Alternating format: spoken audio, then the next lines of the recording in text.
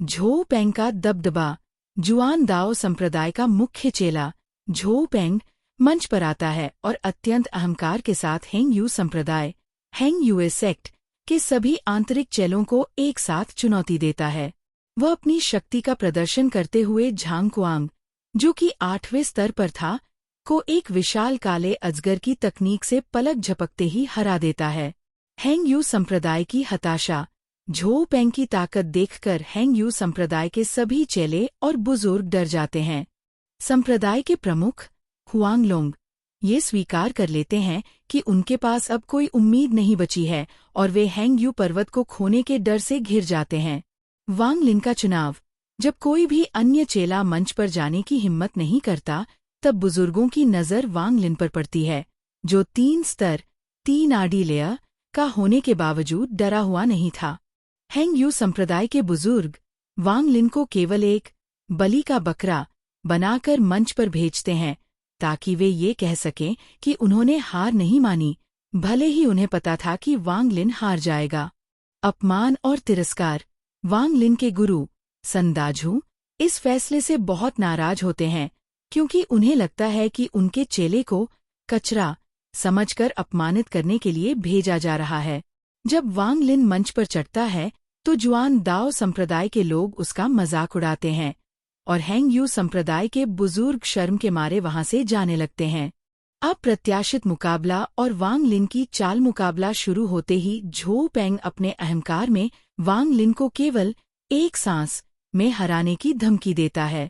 वांग लिन, जो पहली बार किसी से लड़ रहा था, थोड़ा घबराया हुआ था, लेकिन उसने अपनी आकर्षण तकनीक पर ध्यान केंद्रित किया। सुरक्षा के लिए उसने ली शान, जुआन दाओ संप्रदाय का चेला, से खरीदा हुआ एक स्टिंग बम फेंका, जो एक जोरदार धमाके के साथ फटा। झो पेंग की अपमानजनक हार। धमाके के बाद झो पेंग काले धुएं से बाहर गिरता है। वह पूरी तरह से काली कीचड़ ब्लैक स्लज से ढका हुआ और बेहोश होता है। उसकी विशाल अजगर वाली तकनीक गायब हो जाती है और वह जमीन पर गिर पड़ता है। यह देखकर पूरा हेंग यू संप्रदाय और उसके बुजुर्ग हुआंगलोंग, दाओजू और सन दाझू सन्न रह जाते हैं। उन्हें विश्वास नहीं होता कि जिसे वे कचरा ट्रैश समझते थे, उसने जुआन दाओ संप्रदाय के मुख्य चेले को हरा दिया है। दोनों संप्रदायों की प्रतिक्रिया। हेंग यू संप्रदाय बुजुर्ग और चेले सदमे में हैं। वांग झुओ और सन दाझू को लगता है कि वे कोई सपना देख रहे हैं। जुआन दाओ संप्रदाय बुजुर्ग ओयांग हैरान हैं, क्योंकि झो पेंग उनका गुप्त इक्का था, जो वास्तव में क्यूआई कॉन्डेंसेशन के 13वें स्तर पर था। अन्य चेलों को लगता है कि झो पेंग केवल अपनी लापरवाही के कारण हारा है। ली शान का डर। वह चेला जिसने वांग लिन को ये बम बेचा था, बुरी तरह डर जाता है। वह बताता है कि उस काली कीचड़ को साफ करने में आधा साल लगेगा और उसकी गंध हटाने के लिए 1 महीने तक विंड टनल में खड़ा रहना पड़ेगा। दोबारा मुकाबले की मांग। जब झो पेंग को होश आता है तो वह गुस्से से पागल हो जाता है। वह गंदी बदबू और कीचड़ के साथ वापस मंच पर दौड़ता है और चिल्लाता है कि ये जीत मान्य नहीं है, क्योंकि वांग लिन ने उसके तैयार होने से पहले हमला कर दिया था। वह वांग लिन को दोबारा लड़ने की चुनौती देता। झो पेंग की अंतिम कोशिश और हार। झो पेंग अपनी पिछली हार को केवल अपनी लापरवाही मानता है और गुस्से में दोबारा हमला करता है। वह अपनी असली शक्ति दिखाने के लिए अपने सीने से एक पीला ताबीज येलो टैलिस्मान हटा देता है, जिससे उसकी साधना कल्टिवेशन अचानक 12वें स्तर तक बढ़ जाती है। वह फिर से अपने विशाल अजगर को बुलाता है, लेकिन वांग लिन की आकर्षण तकनीक के सामने वह टिक नहीं पाता। वांग लिन एक जोरदार थप्पड़ मारकर झो पेंग को फिर से मंच से बाहर फेंक देता है, जिससे वह शर्मिंदगी और आंतरिक चोट के कारण बेहोश हो जाता है। हेंग यू संप्रदाय के बुजुर्गों की प्रतिक्रिया। हुआंगलोंग सेक्ट हेड वह बेहद खुश है और वांग लिन को अपने संप्रदाय का लकी स्टार मानते हैं। सन दाझू वह हैरान हैं, लेकिन साथ ही उन्हें शक है कि वांग लिन ने उनसे कई रहस्य छुपाए हैं और उन्हें धोखा दिया है। दाओ शू और अन्य बुजुर्ग दाओ शू इस बात से दंग हैं कि वांग लिन ने 12वें स्तर के साधक को केवल एक साधारण आकर्षण तकनीक से हरा दिया। अन्य बुजुर्ग अब वांग लिन को अपनाने का श्रेय लेने की कोशिश कर रहे हैं और पछता रहे हैं कि उन्होंने उसे अपना शिष्य क्यों नहीं बनाया। 3 चेलों में खौफ और बदलाव। वांग झुओ, वह अब बुरी तरह डरा हुआ है। उसे डर है कि वांग लिन अपनी पुरानी बेइज्जती का बदला उससे जरूर लेगा। वरिष्ठ बहन झो, वह इस बात से प्रभावित है कि वांग लिन अपनी असली ताकत छुपा रहा था, लेकिन वह इस बात पर थोड़ी नाराज भी है कि उसने उससे झूठ बोला। अन्य चेले, जिन लोगों ने वांग लिन का मजाक उड़ाया था, वे अब उससे डर रहे हैं और उसे खुश करने की योजना बना रहे हैं। कुछ उसे टाइगर खाने वाला सुअर कह रहे हैं। कलूसोंग, वह समझ गया है कि वांग लिन की योजनाएं बहुत गहरी हैं और वह जल्द ही पूरे झाओ क्षेत्र में प्रसिद्ध हो जाएगा। उसने वांग लिन से दोस्ती करने का फैसला किया है। 4. एक नया खतरा। वांग हाउ की जान को खतरा। पिलहाउस का तीसरा सीनियर भाई वांग लिन की ताकत देखकर घबरा गया है। उसे पता है कि उसने वांग लिन के रिश्तेदार वांग हाउ के साथ बुरा व्यवहार किया है। वांग लिन के गुस्से से बचने के लिए वह एक क्रूर फैसला लेता है कि वह वांग हाउ को मार डालेगा और इसे एक दुर्घटना बता देगा ताकि कोई सबूत न बचे। वांग लिन का दबदबा और झो पेंग की हार। वांग लिन ने झो पेंग को लगातार 3 बार, हर बार मात्र एक ही चाल में मंच से बाहर फेंक दिया। यहाँ तक कि जब झो पेंग ने अपना येलो टैलिस्मैन हटाकर अपनी पूरी शक्ति 12वीं लहर का इस्तेमाल किया, तब भी वह वांग लिन को नहीं हरा सका। जुआन दाओ संप्रदाय के लोग यह देखकर दंग रह गए कि उनके सबसे शक्तिशाली चेले को इतनी आसानी से हराया जा रहा है। 2 संप्रदायों में खलबली और संदेह। फाउंडेशन बिल्डिंग का संदेह। झो पेंग की हार देखकर लियू फैंग को शक हुआ कि क्या वांग लिन पहले ही फाउंडेशन बिल्डिंग चरण तक पहुंच चुका है। तकनीक पर बहस। चेलों के बीच इस बात पर बहस छिड़ गई कि वांग लिन कौन सी तकनीक इस्तेमाल कर रहा है। हालांकि यह दिखने में साधारण आकर्षण तकनीक जैसी लग रही थी, लेकिन लोगों को विश्वास नहीं हुआ कि इतनी निम्न स्तर की तकनीक इतनी शक्तिशाली हो सकती है। Dragon capture hand. अपनी साख बचाने के लिए जुआन दाओ संप्रदाय के बुजुर्ग ओयांग ने झूठ बोल दिया कि वांग लिन एक प्राचीन और खोई हुई तकनीक ड्रैगन कैप्चर हैंड का उपयोग कर रहा है। 3 झांगकुआंग का डर और एहसास। हैंग यू संप्रदाय के चेले झांगकुआंग को अब 100% यकीन हो गया कि पिछले दिनों पर्वत के पीछे जिस रहस्यमय व्यक्ति से वह मिला था, वह वांग लिन ही था। वह यह सोचकर सिहर उठा कि उसने पहले वांग लिन को कमजोर समझकर उपदेश दिया था। उसने तय किया कि वह वांग लिन से कभी नहीं उलझेगा, क्योंकि इस क्रूर साधना जगत में वांग लिन की शक्ति के सामने वह कहीं नहीं टिकता। 4 स्पिरिट वाटर का रहस्य। स्रोत में यह भी बताया गया है कि वांग लिन ने जो स्पिरिट वाटर खोजा था, वह न केवल आध्यात्मिक ऊर्जा से भरपूर है, बल्कि उसमें हमेशा जवान दिखने, यूथफुल लुक में मदद करने के गुण भी हैं। झांगकुआंग को पता था कि अगर अन्य संप्रदायों, विशेषकर महिला साधकों को इसके बारे में पता चला, तो वे इसे पाने के लिए पागल हो जाएंगी।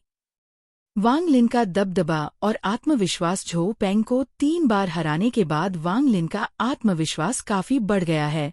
वह मंच पर खड़े होकर जुआन दाओ संप्रदाय के बाकी चेलों को चुनौती देता है।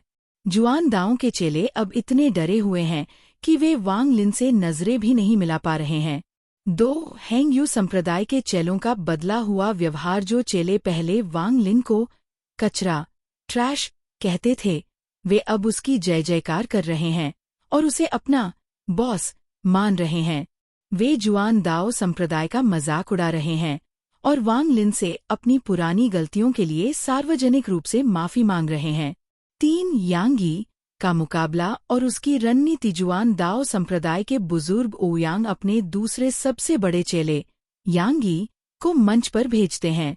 यांगी अंदर से बहुत डरा हुआ है और वांग लिन की ताकत देखकर वह लड़ने के बजाय समझौता करने की कोशिश करता है। वह वांग लिन से विनती करता है कि वे केवल टच फाइट करें और यदि वह 20 सेकंड तक बच गया तो उसे उसकी जीत मान ली जाए। 4 बुजुर्गों की राजनीति संप्रदाय के प्रमुख हुआंग लोम वांग लिन के प्रदर्शन से बहुत खुश हैं और वे सन दाझू की तारीफ करते हैं। सन दाझू, जो पहले वांग लिन को नापसंद करता था, अब बेशर्मी से सारा श्रेय खुद लेता है और कहता है कि उसने शुरू से ही वांग लिन की प्रतिभा को पहचान लिया था। 5. स्टिंक बम का खौफ। मुकाबला शुरू होते ही यांगी अपनी गति बढ़ाने के लिए एक जादुई जेड का उपयोग करता है और वांग लिन से दूर भागने लगता है। लेकिन जैसे ही वांग लिन एक और स्टिंक बम निकालता है, यांगी के होश उड़ जाते हैं। ली शान, जिसने बम बेचे थे, भी बुरी तरह डर जाता है क्योंकि उसे लगता है कि अगर वांग लिन ने एक और बम चलाया तो संप्रदाय के बड़े भाई उसे जिंदा नहीं छोड़ेंगे। वांग लिन बनाम यांगी। मुकाबला जारी रहता है और वांग लिन अपनी आकर्षण तकनीक, अट्रैक्शन टेक्निक का उपयोग करके यांगी को हवा में ही जकड़ लेता है और उसके सिर पर एक स्टिंग बॉम्ब फेंक देता है। यांगी पूरी तरह से काली कीचड़ से ढक जाता है और बदबू मारने लगता है। हार न मानते हुए यांगी एक लाल उड़ने वाली तलवार, फ्लाइंग स्वॉर्ड और कई ताबीजों से हमला करता है, लेकिन वांग लिन आसानी से उन सबको नष्ट कर देता है और यांगी की तलवार के 2 टुकड़े कर देता है। 2. ड्रैगन कैप्चर हैंड का नामकरण। यांगी और जुआन दाओ संप्रदाय के बुजुर्ग ओयांग अपनी हार का बचाव करने के लिए यह दावा करते हैं कि वांग लिन एक प्राचीन और शक्तिशाली तकनीक, ड्रैगन कैप्चर हैंड का उपयोग कर रहा है।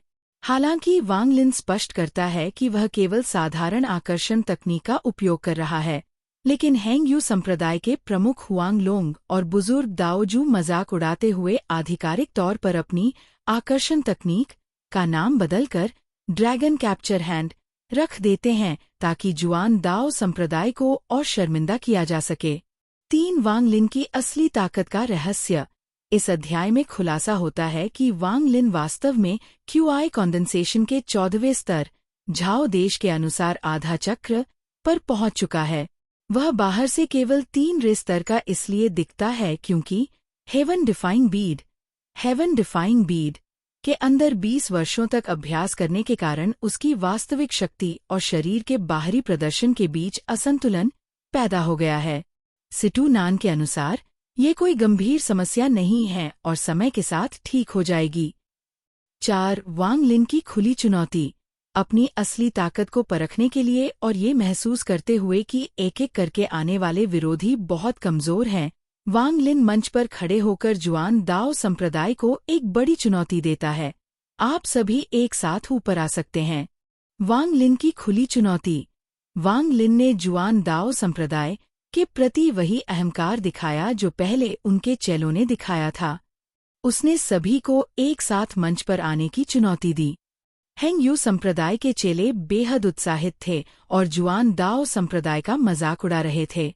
2. एक बनाम अनेक का मुकाबला। जब जुआन दाओ के लगभग 7 से 11 चेले, जिनमें कुछ महिला चेले भी थीं, एक साथ वांग लिन पर हमला करने आए, तो उसने अपनी आकर्षण तकनीक, अट्रैक्शन टेक्निक का इस्तेमाल किया। उसने उन सभी को मक्खियों की तरह पकड़कर हवा में लहराया और मंच से दूर फेंक दिया। 3 चेलों का डर और ली शान की चालाकी। लियू फैंग, उसने वांग लिन के हाथ में स्टिंग बम देखकर तुरंत हार मान ली ताकि उसकी हालत झो पेंग जैसी न हो। ली शान, उसने जानबूझकर वांग लिन से स्टिंग बम से हमला करने को कहा ताकि उसे अपने संप्रदाय में सहानुभूति मिल सके, लेकिन वांग लिन ने उसे एक छोटे चूजे की तरह उठाकर मंच से बाहर फेंक दिया। हैंग यू संप्रदाय की जीत और बुरी खबर। बुजुर्ग ओयांग ने अपनी हार स्वीकार की और वांग लिन की प्रतिभा को माना। हालांकि उन्होंने एक चौंकाने वाली खबर दी कि हैंग यू संप्रदाय के सभी नासेंट सोल पूर्वज मर चुके हैं, जिससे हैंग यू संप्रदाय की नींव हिल गई। 5. सेंटिपीड के जहर की मांग। जैसे ही जुआन दाओ संप्रदाय के लोग अपने 1000 फुट लंबे सेंटिपीड पर बैठकर जाने लगे, वांग लिन ने उन्हें रोका। उसने बड़े साहस के साथ सेंटिपीड का जहर, पॉइजन, उधार देने की मांग की। इस अनुचित मांग से जुआन दाओ के बुजुर्ग और चेले फिर से आग बबूला हो गए और इसे संप्रदाय का अपमान माना। हैंग यू संप्रदाय के प्रमुख हुआंग लोंग ने वांग लिन का पक्ष लेते हुए कहा कि ये केवल जहर है, उसकी जान नहीं मांगी जा रही। वांग लिन और बुजुर्ग ओयांग के बीच संघर्ष। जब वांग लिन ने सेंटिपेड के जहर की मांग की तो बुजुर्ग ओयांग ने उसका तिरस्कार किया और बदले में हैंग यू संप्रदाय के संस्थापक का खजाना मांगा। वांग लिन ने अपनी आकर्षण तकनीक का पूरी शक्ति से उपयोग किया, जिससे ओयांग ने उसे भविष्य का खतरा मानकर जान से मारने की नीयत से अपनी उड़ने वाली तलवार से हमला कर दिया। वांग लिन की शक्ति का विराट प्रदर्शन। वांग लिन की आकर्षण तकनीक इतनी शक्तिशाली हो गई कि हवा में सफेद रोशनी वाले 2 विशाल हाथ दिखाई देने लगे। उसने एक हाथ से ओयांग की तलवार को बीच हवा में ही रोक दिया और दूसरे हाथ से विशाल सेंटिपीड की गर्दन दबोच ली। जुआन दाओ संप्रदाय के अन्य बुजुर्गों ने भी इंद्रधनुषी रिबन और भूतों वाली आग, गोस्टली फायरबॉल्स से हमला किया, लेकिन वांग लिन ने उन्हें हवा के बवंडर से रोक दिया। 3. जहर की प्राप्ति और अनोखा व्यापार। हैंग यू संप्रदाय के प्रमुख हुआंग लोंग और बुजुर्ग दाओ जू ने बीच बचाव किया और वांग लिन की मदद की। वांग लिन ने सेंटिपीड के सिर पर दबाव डालकर उसे काला जहर उगलने पर मजबूर कर दिया और उसे एक बोतल में भर लिया। बदले में वांग लिन ने उन्हें पीछे के पर्वत के आध्यात्मिक पानी से भरी एक बोतल दी। पानी की उच्च आध्यात्मिक ऊर्जा देखकर ओयांग ने इसे एक उचित व्यापार माना और शांत हो गए। ओयांग की गुप्त चेतावनी जाते समय बुजुर्ग ओयांग ने वांग लिन को एक गुप्त संदेश भेजा कि हैंग यू संप्रदाय के पास अब कोई नासेंट सोल पूर्वज नहीं बचा है, इसलिए इस संप्रदाय में रुकना उसके लिए जोखिम भरा हो सकता है। 5. जीत का जश्न और वांग झुओं का पलायन। हैंग यू संप्रदाय ने अपनी जीत का जश्न मनाया और सभी आंतरिक चेलों को पुरस्कृत किया गया। वांग लिन की ताकत देखकर वांग झुओ पूरी तरह टूट गया और उसने खुद को वांग लिन से छुपाने के लिए जीवन और मृत्यु के मार्ग, लाइफ एंड डेथ पैसेज यानी एकांत साधना में जाने का फैसला किया। 6. अगला कदमंत में वांग लिन ने तीसरे बड़े भाई लू यू को रुकने के लिए कहा, जिसका संकेत पिछले अध्यायों से मिलता है कि वह अपने दोस्त वांग हाओ को बचाने के लिए उससे निपटने वाला। वांग हाओ का बचाव। जुआन दाओ संप्रदाय पर जीत के बाद वांग लिन तुरंत लू युनजी का सामना करता है और अपने दोस्त रिश्तेदार वांग हाओ को वापस मांगता है। जब लू युनजी आनाकानी करता है तो वांग लिन अपनी दिव्य दृष्टि से वांग हाओ की गिरती हुई जीवन शक्ति को पहचान लेता है और पिल हाउस की ओर दौड़ता है। फायर फर्नेस ट्रायल का खुलासा। वांग लिन देखता है कि वांग हाओ एक विशाल दवा भट्टी पिल फर्नेस के अंदर है, जहां लू युनजी उसे अपनी साधना बढ़ाने और उम्र लंबी करने वाली दवा बनाने के लिए एक बलि के रूप में इस्तेमाल कर रहा था। वांग लिन अपनी आकर्षण तकनीक की पूरी शक्ति का उपयोग करके वांग हाओ को बाहर निकालता है और उसकी जान बचाता है। संप्रदाय का फैसला। संप्रदाय के प्रमुख हुआंग लोंग और बुजुर्ग दाओ जू वहां पहुंचते हैं। लू युनजी तर्क देता है कि वांग हाओ संप्रदाय का हिस्सा नहीं था, इसलिए उसने कोई नियम नहीं तोड़ा। हालांकि एक तरफ प्रतिभाशाली वांग लिन और दूसरी तरफ 25 साल पुराने चेले के बीच संतुलन बनाते हुए हुआंग लोंग फैसला सुनाते हैं। लू युनजी को 20 साल के लिए एकांतवास में भेज दिया जाता है। वांग हाओ को मुआवजे के तौर पर आंतरिक चेला बना दिया जाता है। 4. हुआंग लोंग की पूछताछ। हुआंग लोंग वांग लिन को अकेले में ले जाकर उससे कड़ी पूछताछ करते हैं। उनके मुख्य सवाल थे: तकनीक, वांग लिन कौन सी तकनीक इस्तेमाल कर रहा है? वांग लिन साबित करता है कि यह केवल आकर्षण तकनीक ही है। साधना का स्तर। 3 रे स्तर का दिखने के बावजूद वह इतना शक्तिशाली कैसे है? वांग लिन चतुराई से झूठ बोल देता है कि उसे खुद नहीं पता कि उसका स्तर क्या है और वह बस अभ्यास करता रहा। सेंटिपीड का जहर दवा। वह जादुई पानी क्या था जो उसने जुआन दाओ संप्रदाय को दिया? वांग लिन हंसते हुए खुलासा करता है कि वह केवल पिछले पहाड़ की नदी का साधारण पानी था। संप्रदाय प्रमुख और बुजुर्गों की गुप्त चर्चा। वांग लिन के जाने के बाद संप्रदाय प्रमुख हुआंग लोंग और बुजुर्ग शांगुआन फाउंडेशन बिल्डिंग स्तर के बुजुर्ग के बीच चर्चा होती है। बुजुर्ग शांगुआन का मानना है कि वांग लिन ने उनसे एक भी बात सच नहीं कही है।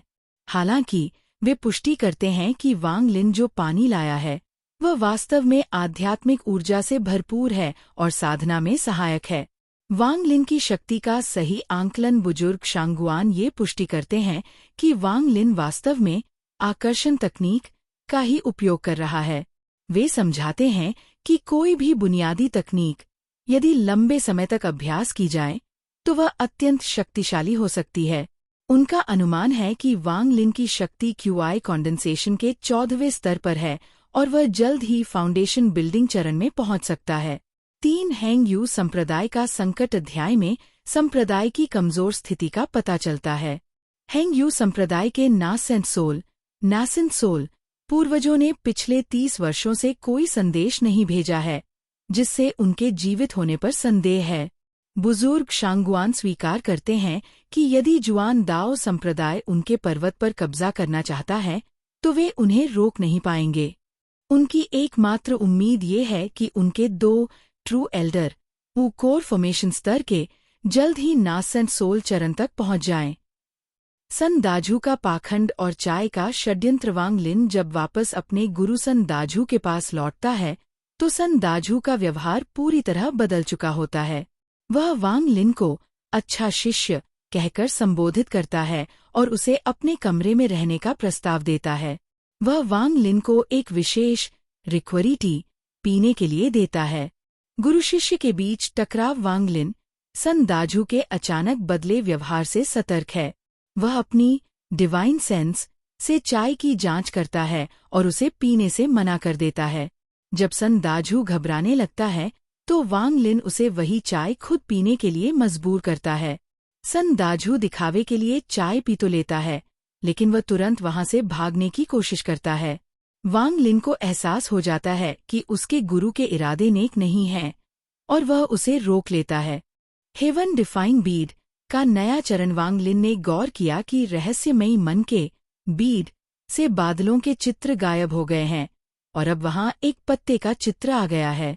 सिटू नान ने बताया कि मनके में जल तत्व वाटर एलिमेंट पर्याप्त हो गया है और अब इसे काष्ठ तत्व की आवश्यकता है। उसने वांग लिन को लकड़ी के तत्व वाली सामग्री खोजने के लिए संप्रदाय छोड़ने की सलाह दी। फाउंडेशन बिल्डिंग की तैयारी वांग लिन वर्तमान में क्यूआई कंडेंसेशन के 14वें स्तर पर है। सिटू नान ने उसे सलाह दी कि वह सीधे फाउंडेशन बिल्डिंग में प्रवेश करने के बजाय 15वें स्तर तक पहुंचने का इंतजार करे, क्योंकि उसकी प्राकृतिक प्रतिभा अच्छी नहीं है। साधना के लिए अब स्पिरिट वाटर पर्याप्त नहीं होगा, उसे स्पिरिचुअल ड्यू यानी आध्यात्मिक ओस तैयार करनी होगी। फाउंडेशन बिल्डिंग में पहुंचने के बाद सिटू नान उसे अंडरवर्ल्ड असेंशन मेथड सिखाएगा, जो एक रैंक 6 देश की उच्चस्तरीय तकनीक है।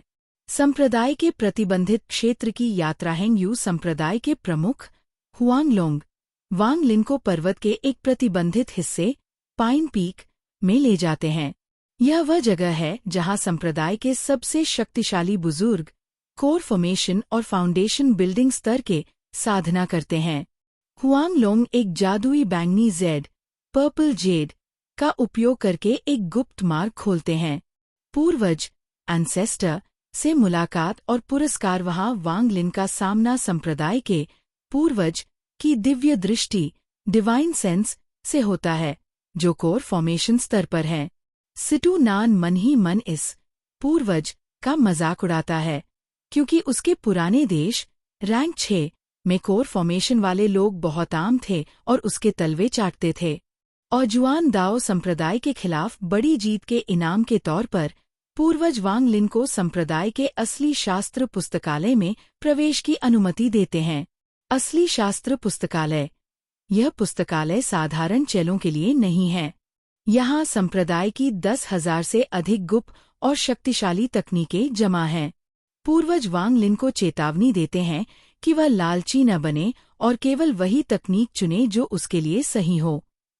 शास्त्र पुस्तकालय और सिटू नान का तिरस्कार। संप्रदाय प्रमुख हुआंगलोंग वांग लिन को संप्रदाय के शास्त्र पुस्तकालय में ले जाते हैं, जहां पहली मंजिल पर की कंडेंसेशन और दूसरी मंजिल पर फाउंडेशन बिल्डिंग की तकनीकें हैं। हालांकि वांग लिन के भीतर मौजूद सिटूनान सभी तकनीकों जैसे fire dragon, earth escape, wind blade को कचरा, ट्रैश बताकर उनका मजाक उड़ाता है। सिटूनान के अनुसार ये तकनीकें उसके रैंक 6 देश की तुलना में बहुत निम्न स्तर की हैं। सिटूनान के प्रभाव में आकर वांग लिन बिना कोई तकनीक चुने पुस्तकालय से बाहर निकल आता है, जिससे हुआंग लोंग काफी हैरान रह जाते हैं। पू नानजी का आक्रमण जैसे ही वे बाहर निकलते हैं, पूरा पर्वत हिलने लगता है। जुआन दाओ संप्रदाय के पूर्वज पू नानजी आए जो एक नासन सोल स्तर के शक्तिशाली साधक हैं, हेंग यू संप्रदाय पर हमला कर देते हैं। सिटूनान वांग लिन को चेतावनी देता है कि संप्रदाय बड़ी मुसीबत में है और उसे बचने का मौका ढूंढकर भाग जाना चाहिए। रक्षा कवच और विनाश पू नानजी हेंग यू संप्रदाय के सुरक्षा कवच का मजाक उड़ाते हैं और एक विशाल काले पहाड़ जैसी जादुई वस्तु से उस पर प्रहार करते हैं। हेंग यू संप्रदाय के 2 मुख्य पूर्वज, एक लाल चेहरे वाले बुजुर्ग और एक बूढ़ी महिला, और अन्य फाउंडेशन बिल्डिंग बुजुर्ग सफेद जेड स्तंभों के माध्यम से अपनी पूरी शक्ति लगाकर रक्षा करने की कोशिश करते हैं। संप्रदाय की हार की शुरुआत पू नानजी अपने तीसरे हमले में अपनी नासेंट सोल ऊर्जा का उपयोग करते हैं, जिससे काला पहाड़ आकार में 10 गुना बड़ा हो जाता है। इस जोरदार प्रहार से हेंग यू संप्रदाय के 8 सफेद जेड स्तंभों में से एक टूट जाता है और उस पर बैठा फाउंडेशन बिल्डिंग स्तर का एक बुजुर्ग गंभीर रूप से घायल होकर गिर पड़ता है। संप्रदाय के प्रमुख हुआंग लोंग को सभी आंतरिक चेलों को इकट्ठा करने का आदेश दिया जाता है, क्योंकि ये संप्रदाय के अस्तित्व पर सबसे बड़ा संकट है। पू नानजी का विनाशकारी हमलाना सेंट सोल स्तर के विशेषज्ञ पू नानजी ने हेंग यू संप्रदाय के रक्षा कवच पर अपना हमला तेज कर दिया। उन्होंने एक बैंगनी कद्दू से जलता हुआ लाल तरल निकाला, जिसने उनके द्वारा बनाए गए विशाल बवंडर को आग से घेर लिया। इस प्रचंड प्रहार से संप्रदाय का सुरक्षा कवच टूटने लगा। रक्षा कवच का पतन सुरक्षा कवच को थामे हुए सफेद जेड स्तंभ एक एक करके टूटने लगे और उन्हें ऊर्जा दे रहे फाउंडेशन बिल्डिंग स्तर के बुजुर्ग खून की उल्टियां करते हुए गिरने लगे। अंततः 8 स्तंभ टूट गए और सुरक्षा कवच बिखर गया। हमले के प्रभाव से पूरा हेंग यू पर्वत दर्जनों मीटर जमीन में धंस गया और संप्रदाय को जोड़ने वाला पत्थर का पुल भी टूट गया। वांग लिन की तलाश मैदान में उतरने के बाद पू नानजी ने सबसे पहले वांग लिन के बारे में पूछा। उन्हें उनके जूनियर ओयान ने बताया था कि जुआन दाओ संप्रदाय की पिछली हार का मुख्य कारण वांग लिन ही था। पू नानजी वास्तव में वांग लिन की प्रतिभा को देखकर उसे अपने संप्रदाय में शामिल करना चाहते थे। 4. हेंग यू संप्रदाय की बेदखली पू नानजी ने स्पष्ट कर दिया कि चूंकि हेंग यू संप्रदाय के नासेंट सोल पूर्वज दूसरे देश में लड़ते हुए मारे गए हैं, इसलिए अब इस संप्रदाय के पास इस पर्वत को रखने की शक्ति नहीं है। उन्होंने आदेश दिया कि संप्रदाय के सभी लोग तुरंत पर्वत छोड़ दें और वे अपने साथ संपत्तियों या संसाधनों में से कुछ भी नहीं ले जा सकते। जब हेंग यू के बुजुर्गों ने इसे उधार लैंड देने की बात की, तो पू नानजी ने उनका मजाक उड़ाते हुए कहा कि वे इसे 1 लाख सालों के लिए उधार ले रहे हैं। 5 हुआंग लोंग का अपमान पू नानजी ने संप्रदाय के प्रमुख हुआंग लोंग को अपमानित करते हुए उनकी कीमती पर्पल मून स्वॉर्ड छीन ली। संप्रदाय के बुजुर्गों और चेलों के पास इस शक्तिशाली दुश्मन की बात मानने के अलावा कोई विकल्प नहीं बचा था, जिससे पूरे संप्रदाय में शोक और निराशा की लहर दौड़ गई। हेंग यू संप्रदाय का आत्मसमर्पण पू नानजी ने हेंग यू संप्रदाय की जादुई तलवार और उसके ड्रैगन को अपनी शक्ति से आसानी से वश में कर लिया। यह देखकर हेंग यू संप्रदाय के दोनों मुख्य पूर्वजों लियू वेंजू और बूढ़ी महिला को एहसास हो गया कि वे पू नानजी का मुकाबला नहीं कर सकते। उन्होंने भारी मन से अपने सभी चेलों को पर्वत छोड़कर जाने का आदेश दिया।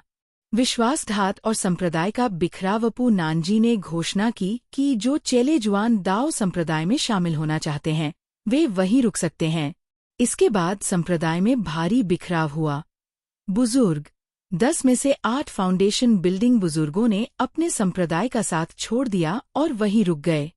हुआंग लोंग की पीढ़ी के बुजुर्गों में से केवल दाओ शू और एक लाल चेहरे वाले बुजुर्ग ही वफादार रहे।